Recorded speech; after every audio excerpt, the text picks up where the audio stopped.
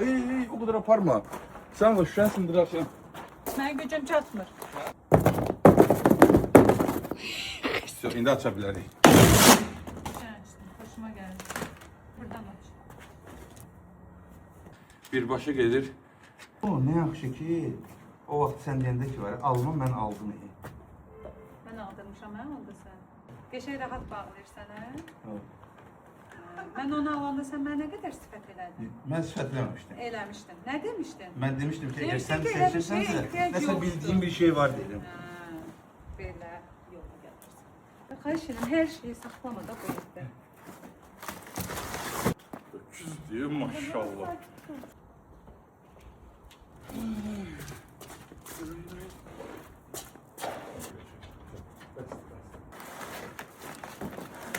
Sana bunu süsleme istedim. Şimdi range oldu. Bunu mu istiyorsun? Bunu elime koyacağım.